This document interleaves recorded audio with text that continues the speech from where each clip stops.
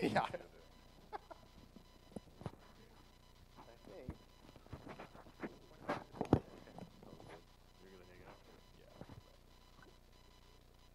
Okay, welcome everyone. Those of you who have been coming here for a while, you know that every quarter we get up and we give you a review of what's happening in the church, which is yours. Right? You gonna move it up? All right. Is that better? Yeah. I've never been accused of being quiet, but for the people online. So thanks for that. Again, welcome and thank you very much. We have a lot of information here. This is our first quarterly meeting of the year, and so there's a lot of things that we've got on deck for this year through the various people that are members here and various committees that we have. So if you want to take a look, I think we kind of go through mid-year almost with some of the stuff we have on the calendar. So then we'll have different people rotate up. We have a couple of people on the council that aren't here today, so Pastor's going to fill in. And if you have questions during it, we have question opportunity at the end, but if you have questions during it, if you have a question on what you see on the screen, just raise your hand and we'll go from there. So our agenda is, we stick to the same agenda because we're old. We'll talk about our outreach programs, adult leadership, or discipleship, and youth discipleship. Ed with his usual property report, elder report, and then we're going to talk about finances too, as we always do at the quarterly meetings, just to keep you in the loop on where we're at. So first, outreach programs, and I think, Pastor, you're going to talk about outreach? Sure. Okay.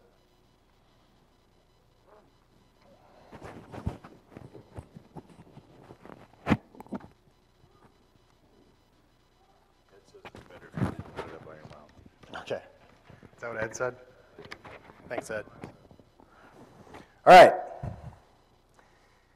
Outreach programs. There will be a slide for every little thing that's coming up, and then a big slide with all the times and dates that I'm only going to show for 2 seconds and then go off right away. Memorize it, yes. All right, Moms and Tots is awesome. This past Thursday, they went over. It was St. Patty's Day. There's Jenny right there, and you can't see Jenny in this one really. She's kind of in the middle. She's done an awesome job. Once a month, they go over to the nursing home. The kids get to go over there and sing Jesus Loves Me or Twinkle, Twinkle, Little Star. It really brightens their day, and it's an awesome ministry for our community. And the bad news is, of course, it is winding down. If you had not heard yet, Miss Jenny Renault has accepted the call to serve, what's the name of the preschool? Precious Lambs Early Learning Center in Raleigh, North Carolina. And her and John are in the process of relocating to there. And the time frame is about June. The place isn't even done being built yet, but they're already at 90% capacity, which is awesome. God has blessed that ministry, and we are excited for them. Church cleaning is next Saturday. That's the only picture I could find of Ed cutting the grass. And yeah, so there's work to be done inside and out as we prep for, well, not quite Palm Sunday. Easter for Kids is coming up. But Palm Sunday is next Sunday. There's a palm procession, of course, with palm fronds, kind of a festive Sunday. And then Good Friday is March 30th at 7 p.m. The Lord's Supper is how we start, kind of. It's a Maundy, Friday service. Then we strip the altar, and then we go into a service of 7 words from the cross. It is a unique service. If you have not attended before, it is worth coming to, of course. Easter for Kids, Saturday, March 31st, 10:30 through noon. You can help sign up right across from the mailboxes. There are eggs, so if you wanted to bring some eggs home and fill them up, that would be ideal, and you bring them back. You can put anything in there except chocolate. It should probably be candy. Some people put money in there, like little pennies. That's okay too, whatever. But chocolate gets kind of messy if it's a warm day. Then it can be a disaster. So M&Ms do melt, no matter what they say. Just to warn you. Easter breakfast. There's a sign-up sheet, again, across from the mailboxes. We're going to try potluck Easter breakfast this year. And so you can bring whatever you want. Pastries, fruit, donuts. If you wanted to bring bacon or sausage, of course, we will not say no. Whatever people want to bring, that'll be fine. And so we're going to try that this year. 8:30 to 9:30. Of course, come a little bit early, so it's all ready to go by 8:30. Easter worship is, of course, at 10 a.m. I'm going to have a couple postcards for you on Palm Sunday. So if you want to invite a friend or a neighbor, you could. We're going to put those into the bags for the Easter for Kids. It's just kind of one more hook to invite people back. I'm going to be gone Sunday, April 15th. The North Atlanta district of our church body has asked me to lead the WLC college tour. And right now it's just Lauren and myself. But the church body will pay for my airfare, and the two colleges pay for the airfare for all the college students that wanted to go, or for the high school students that wanted to attend. All it costs is $50 to offset meals and transportation. Lodging will be provided by my family and Jenna's family. So we are excited to go on this trip and check out those colleges. So if anybody's remotely interested in becoming a pastor and you are a junior, I suppose senior is a little bit late in the game, but you could still sign up and just talk to me. Ask anything. We've done this a couple different ways. This year we're going to add the wrinkle of note cards into bulletins. 2 Sundays before that, on the 8th, I'm gone on the 15th, and then on the 22nd. And what happens is the ushers will collect the offering, and they separate the note cards from the offering. And then they bring it up to me, and during the last hymn, I flip through them. And then for the Bible class time, I answer those questions. And it's very possible I won't be able to get through all of them in 15 minutes. You could spend all day doing this. But I will answer all the questions via email or text or however I communicate with you. Facebook, Messenger, some people you love. And, of course, we're going to put it out on the sign so people can contact me if they want. Graduation Sunday, that might change. One of the councilmen suggested it be Transition Sunday. Just something, it's another opportunity to invite people. Thrivent, of course, will give us grant money so we can just promote it in the community. Just an opportunity to celebrate those changes. I know that my older brother is transitioning into a different career, and he's going to graduate right about that time. And so I don't think he's alone. And so whether you're a kindergarten graduate or high school or anywhere in between, we can celebrate and ask for God's blessings as you transition into something different. Camp Key Row is coming up, and that is set July 23rd through the 27th. I think it's a week earlier this year. I always thought it was the last partial week of July. This only matters because now I'm not entirely sure when I want to do my soccer camp, if I want to do it the immediate week or the one after that. And so soccer camp is TBA. I'm going to go into negotiations with the city and just see which week they have available and what works for our schedule. Then school starts, of course, for my teens the first week in August. But that's what it looks like. That information will go out, of course, in emails this week, probably Tuesday. You can look for that. And, of course, all these events will be posted on our website. And I will, I think, pass it back to you. I don't remember. Well, I'll wait. Should I wait 10 more seconds? Tom, was this me? No, this is Ed. Or, yeah, Tom. Ed, start.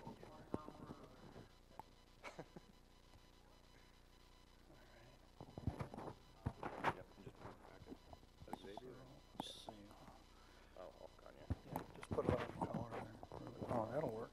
Okay. And which way is the point? Yeah, point back at Xavier, and then you go forward and back. All right, very good. Okay, so I'm going to cover a little bit on in Tom's absence while he's enjoying his newest grandchild here. So, obviously, we have an ongoing ladies' Bible study group that meets every other Tuesday evening at 6:30, and they're covering the Ladies of Legacy, and they're having good, solid attendance, and so it's something that we always encourage folks to do, spend more time in God's Word, and they're doing this through a very interesting series of books. So, of course, we talk about Ref Talks in our Sunday morning Bible study before church, and that's been very well attended. We're going through Means of Grace, and a lot of things covered in that. It's very good. Today we covered Theology of the Cross, very interesting, and Pastor tied that into his sermon today. If you were paying attention, you saw that. And it's very nice. It's a little different than a normal Bible study like we do after services sometimes. Excuse me. In that there's free discussion, and we had one topical item that we spent an entire session and a half talking about. So it moves at its own pace, and it depends on the feedback and discussion, and it's very lively. So I encourage those of you that haven't tried it, try it. And this obviously just talks about everyday things that you can do for yourself at home, and keep your attention on God's Word in your life. And then we have a men's luncheon every month. This month it's going to be at Clancy's on Old Salisbury Road. I think, Joe, you picked that out. And we have a small group that gets together. Sometimes we have a few more, and we invite visitors to come and join us. So sometimes it can be a useful tool for outreach as well. Okay, Jason, I guess you're up next, and then I'll come back up here.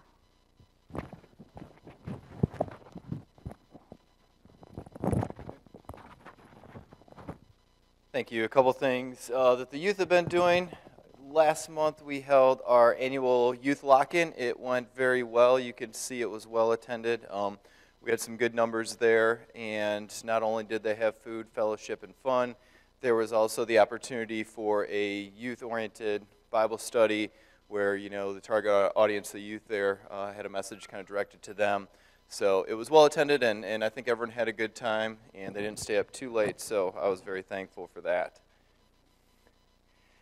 Confirmation is also going on, and there's a few other things that's my last slide, but we absolutely have, I think, 5 youth going through the confirmation process now. It's a 3-year thing, so different kids are at different parts of that process that they're doing that. You saw some of the other things going on that I can't take credit for that are going on here from different people. In the church, Sunday school is going well, as always, that every Sunday the kids have that opportunity, the younger ones. And so it kind of slowed down here a little bit now with some of the kids involved in soccer and things like that it gets fairly busy for them. But long-term plans, Camp Kiros coming up, that's a big annual thing that we do. If any of you guys are interested in going out and tent camping for a week, we absolutely would take volunteers, so come see me. It's not as bad as you might think, but that's something we're looking forward to, and the youth are usually fairly heavily involved in the soccer camp as well once we get that established. So other things like that are going on for them. Yes? I feed people at the camp.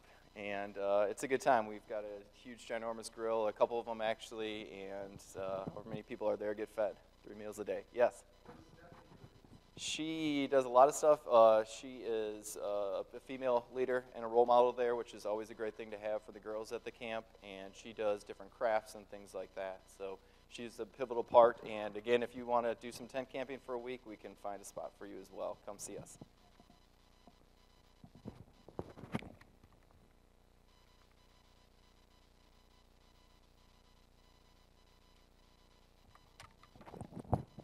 Looks about what I get to do there, clean up.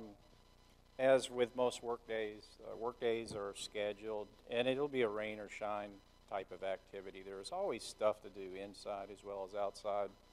What I noticed in my travels here yesterday is the weeds have done a great job of growing, so I can use some help in trying to pull some of those weeds that are thriving at this moment with all the rain and the snow that we've had of recent times. Again, even if you're unable to help on this workday coming up on Saturday, there's always opportunities during the course of the weeks or the months, and I'll leave it at your discretion what you are willing to do for our church body.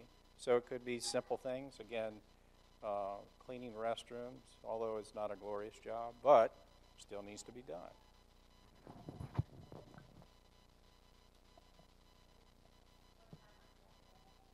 9 o'clock. You can come earlier if you'd like to. I will be here. All right, Mr. Tom again. All right. Yeah, just hold it. That'll be the easiest thing to do. That's all right. Too much technology. Huh? Yeah, there you go. Okay, so what does the elder do, you might ask? Technically, the elder position is supporting the pastor in his ministry here in our church. I started this in January after our elections this fall.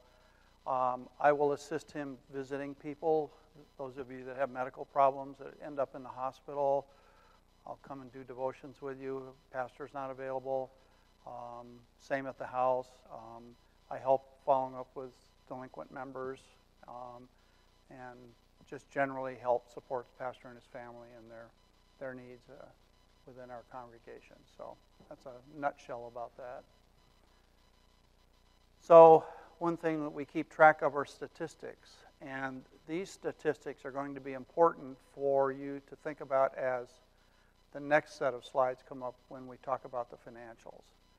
This tracks our attendance history from 2014 to the present time. As you can see, there's a little up and down each year on the average attendance. This year we've started out a bit lower, although the last couple Sundays have been much improved. But just bear in mind that we are seeing a little lesser attendance in general, and that's having an impact budgetarily on us. So we'll talk about that in just a minute. We have lost a number of families that are job changes, career changes, whatever, life changes in general that have left our congregation in the past few months, and it's having a little bit of effect here. So you can see the trend on this. Same when you look on the communicant, people that take communion versus people that are including children that are baptized members of our congregation. You see the numbers they're self-evident. On the communicant side, it was stable for a while, and now we're having a reduction, and that's a reflection of the families that we've lost. We also have a lot of new people, some of which are here today. So it's a process, it's a cycle. If you are with a congregation long enough, you see cycles up and down, and that's what we're experiencing now. We're on one of those down cycles. Nothing to get overly alarmed about, but you just all need to be aware that this is having some impact on us as a congregation. Okay, and speaking of that,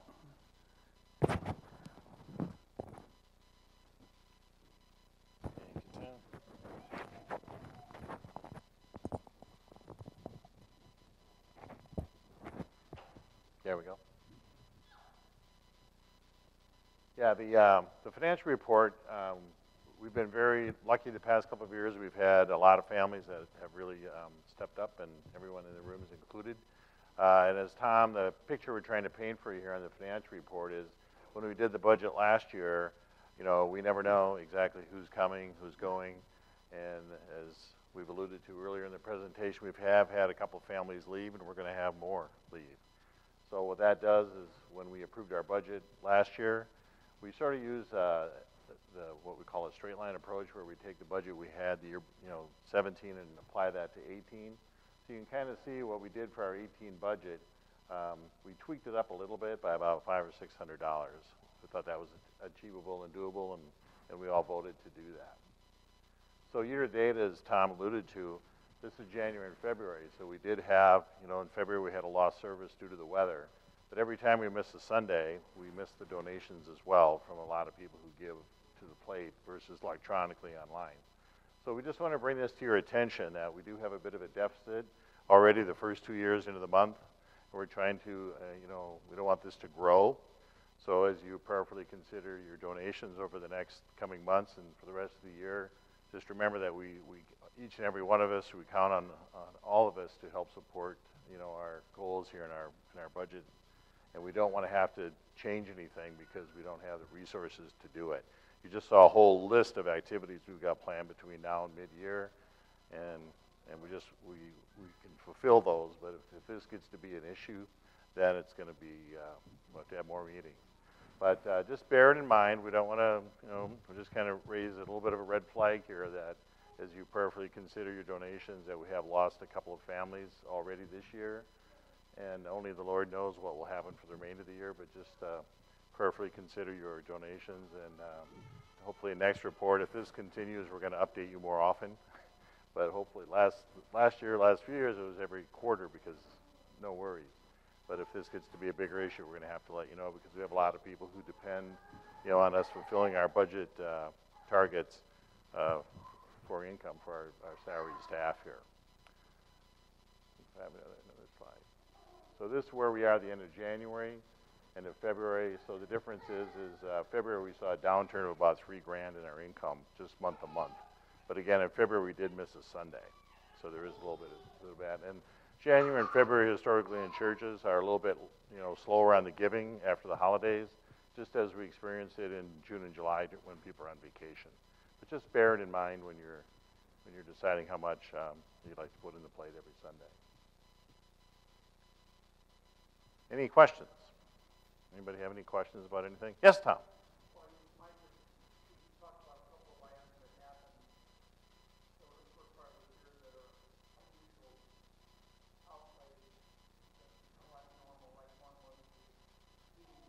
Right.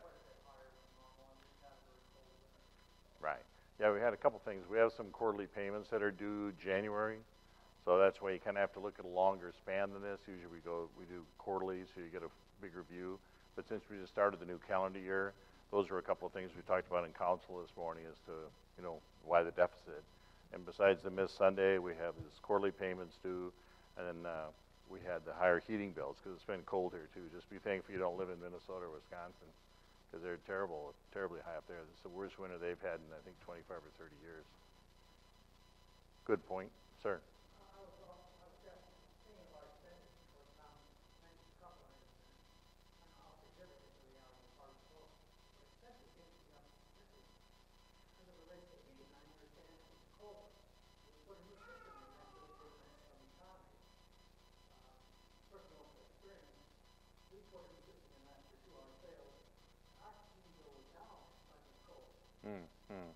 Well, obviously a bigger plant here. We did make some upgrades. Ed's been very good about making sure we're doing as much as we can with the resources we have to upgrade our HVAC system in the church. So there was a bit of an uptick in that. It's kind of could have been a one-off. We have more activities taking place in the church, so we tend to heat the building up more. We'll just have to wait and see as to how this, how it all plays out. We just want to sort of let you know that we're watching it very closely. And then, again, this is only 2 months, so it's not a good, it's just a measure. We always watch for this. We meet every month as a council, so we watch these numbers very closely. So we just want to make sure you're in the loop. Any other questions? No? We're good? Okay, well, if you have anything, or you want to be involved in any of the activities that you saw on the screen, just you can talk to Pastor, talk to any one of us. We'll be happy to, see how you can fit in. Otherwise, the next big thing, Ed, is Saturday, right? Clean up, weed pulling, just like you do around your house, has to be done at God's house too. Any other questions? We're good? We're good? Okay, thank you very much. Appreciate it. Have a nice Sunday.